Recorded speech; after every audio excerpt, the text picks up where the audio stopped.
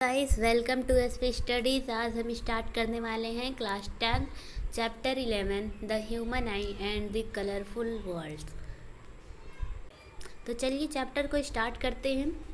Chapter की first topic है आपकी the human eye. The human eye is the most sensitive organ. It enables us to see the wonderful world and colours around us. Means जो human eye होती है वो एक बहुत ही sensitive organ होती है और इससे हम अपने कलरफुल अपने वंडरफुल वर्ल्ड्स को देख सकते हैं, सी कर सकते हैं। अब हम देखेंगे main parts of the human I. Main parts first है आपका कॉर्निया, जिसके थ्रू लाइट इंटर्स करती है। फर्स्टली लाइट कॉर्निया से इंटर करती है हमारे आइज़ में। It is a hot, transparent, spherical membrane covering the front of the eye.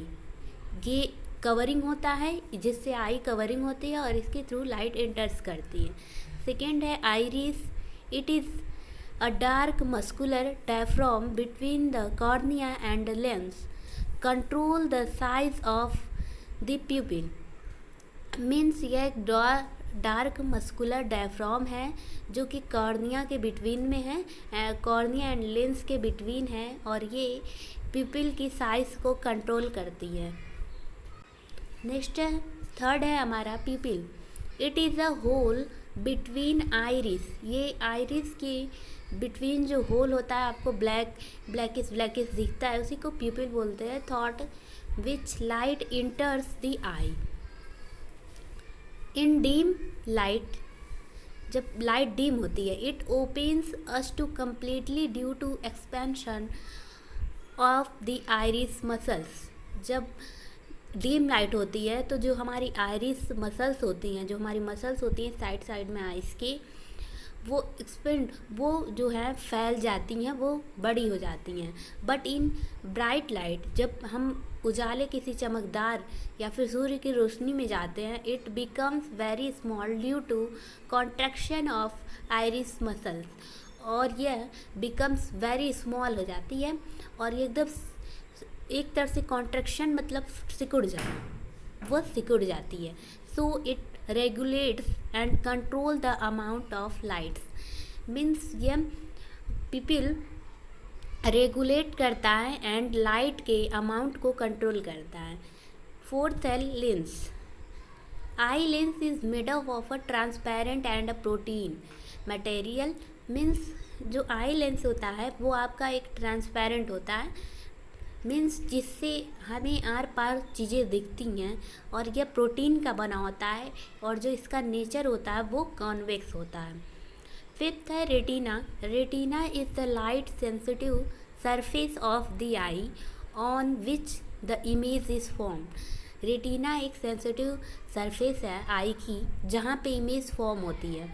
It contains light sensitive sales rods and कोन। ये कंटेन करती है, ये उस चीज़ों को देखती है जो सेल्स होती है, कोन्स होते हैं एंड रॉड्स होते हैं। मीन्स जिससे हमें कलर का पता चलता है उसको यह कंट्रोल्स करती है। अब हमारा नेक्स्ट टॉपिक है power of accommodation. Power of accommodation, the ability of the eye lens to adjust its focal length is called a power of accommodation.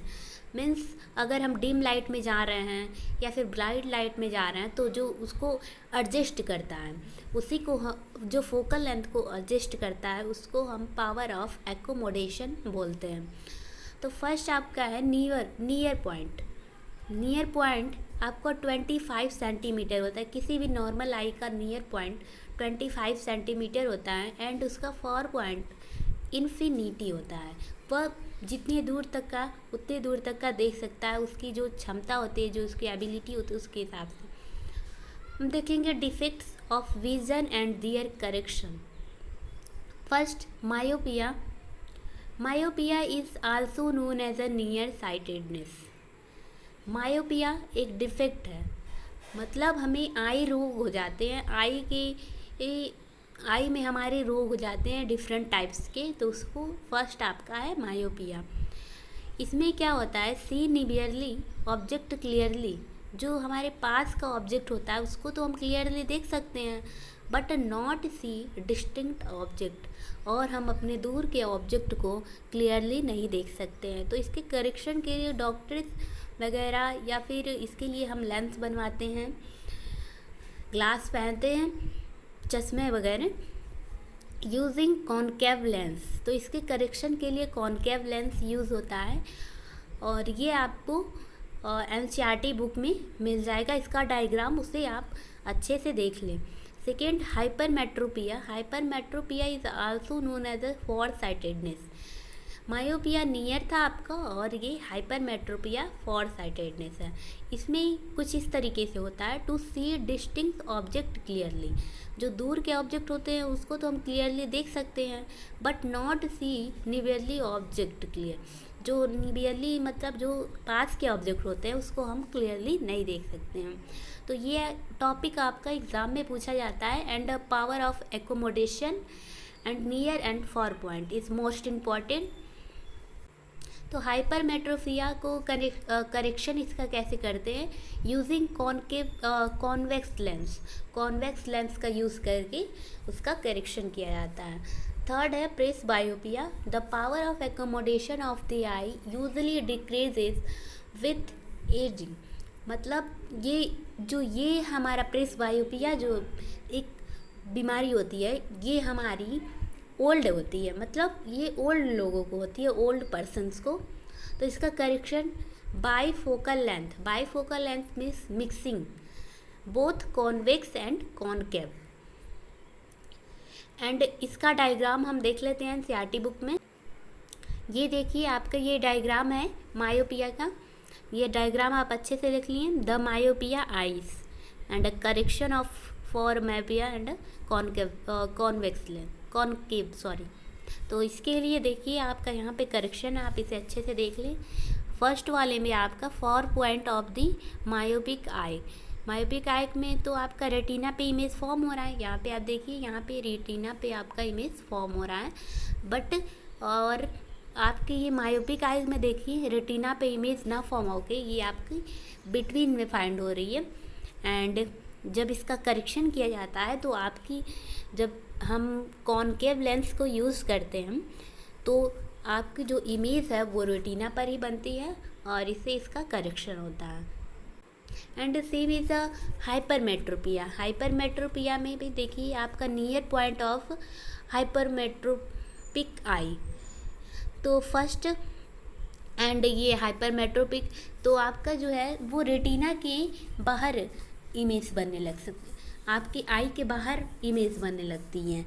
तो ये आपका हाइपरमेट्रोपिया होता है, और इसके करेक्शन के लिए हम कॉनकेव लेंस यूज़ करते हैं। तो इससे हमारी इमेज जो है वो रेटिना पर ही बनती है।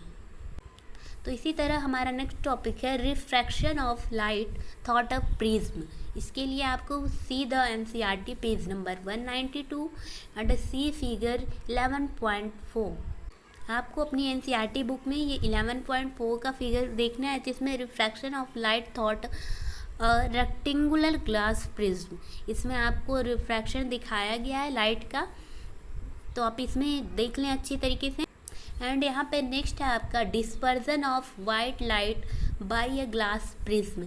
बोर्ड्स में ये आपका वाइट लाइट का डिस्पर्जन वेरी इंपॉर्टेंट है, तो आप इसे अच्छे से प्रिपेयर कर लें। ये figure 11.6 and also the figure 11.5 is very important. White light का आपका पूछ लेता है, एंड पूछता है कि मैक्सिमम वेवलेंथ किसकी होती है, एंड कौन सी जो है। तो देखिए यहाँ पे आपको लर्न करने के लिए मतलब कलर कैसे होता है, इसके 7 कलर्स होते हैं विव ब्योर। तो वी से आपका हो गया वायलेट, आई से आपका हो गया इंडिगो, बी से हो गया आपका ब्लू, जी से ग्रीन हो गया, वाई से येलो, ओ से ऑरेंज एंड आर से रेड। तो इससे आप अच्छे से इसको लर्न कर सकते हैं, शॉर्ट ट्रिक है। तो आप इसे ये फिगर दोनों ज़रूर प्रिपेयर करें। This is a very important for a board examination of a 2020 और एनी एग्ज़ाम। अब हमारा नेक्स्ट टॉपिक है and last topic atmospheric refraction. Atmospheric refraction क्या होता है? The refraction of light caused by earth atmosphere. ये जो रिफ्रैक्शन होता है ये अर्थ के एटमॉस्फेयर में होता है, जैसे कि हॉट फायर रहती है या फिर कूल एयर रहती है, तो उसकी जो वेवरिंग होती है optic density is called the atmospheric refraction. Example में आप देख सकती हो ट्विंकलिंग ऑफ स्टार्स। हमको ऐसा लगता है कि स्टार जो है वो ट्विंकलिंग कर रहा है, लेकिन वो हमारे एटमॉस्फेरिक रिफ्रैक्शन के कारण ऐसा होता है। तो चलिए अब हम डिस्कस करने वाले हैं most important question from this chapter. तो चलिए स्टार्ट करते हैं। फर्स्ट क्वेश्चन मोस्ट इम्पॉर्टेंट जो आपका है वो ये है कि इस चैप्टर से आपको 11.1 का फिगर बिल्कुल अच्छे से प्रिपेयर कर लेना है। आई का डायग्राम आ जाता है बनाने के लिए, और इसके सारे नेम्स एंड इसकी डेफिनेशन आपको पूरी नहीं लर्न करनी है।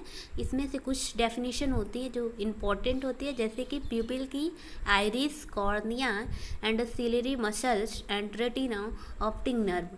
बस ये आपकी डेफिनेशन इम्पॉर्टेंट होती है। और नेक्स्ट है आपका पावर ऑफ एकोमोडेशन। ये आपका मोस्ट इम्पॉर्टेंट होता है, ये एग्ज़ाम में ज़रूर पूछता है, तो आप इसे अच्छे से प्रिपेयर कर लें। इसके बाद आपका defect of vision and their correction में आपका मायोपिया एंड हाइपरमेट्रोपिया पूछ लेता है। प्रेस बायोपिया बाई चांस आपसे पूछ लेता है, और ये जो आपको ऑरेंज बॉक्स दिख रहा है इसे आप अच्छे से पढ़ लें, इसमें से भी क्वेश्चन बनते हैं बोर्ड्स में। Under refraction of light thought a prism, मैंने जैसे कि आपको बताया कि इसमें से आपको ओनली ऐसे क्वेश्चन पूछ लेते हैं जैसे कि वाइट लाइट का डिस्पर्जन और एटमॉस्फेरिक रिफ्रैक्शन पूछ लेता है, तो आप इसे अच्छे से प्रिपेयर कर लें। मैंने आपको बताया था ये मोस्ट इम्पॉर्टेंट डायग्राम है 11.5 एंड आल्सो 11.6। आप इसे अच्छे से प्रिपेयर कर लें, ये इम्पॉर्टेंट। एंड आपका जो नेक्स्ट इम्पॉर्टेंट क्वेश्चन है वो है एटमॉस्फेरिक रिफ्रैक्शन के डेफिनेशन और एग्जांपल आपका ट्विंकलिंग ऑफ स्टार। ये आपके 4 मार्क्स में पूछते हैं इस क्वेश्चन को, तो आप इसे अच्छे से प्रिपेयर करें। Thanks for watching my videos.